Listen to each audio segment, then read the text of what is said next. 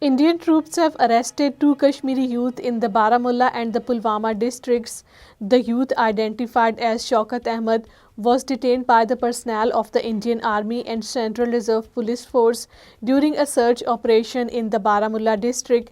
Another youth was arrested by the Indian troops during a cordon and search operation in the Tral area of the Pulwama district.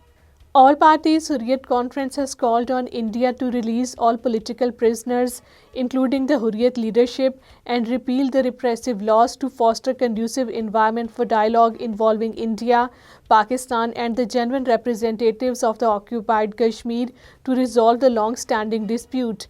APHC spokesman Advocate Abdul Rashid Minhas, talking to Kashmir Media Service over phone from Srinagar, emphasized that Jammu and Kashmir is a United Nations recognized disputed territory.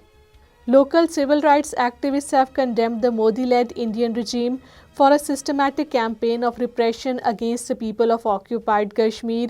The civil rights activists in the media interviews in Srinagar said that fake cases are being framed against the Kashmiris, reflecting New Delhi's frustration over their resolve for right to self-determination.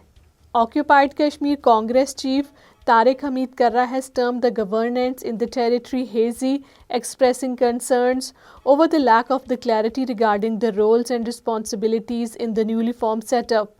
Speaking to reporters in Srinagar, Karra highlighted the unprecedented governance challenges in the territory, describing the current setup as a transitional phase in occupied Kashmir.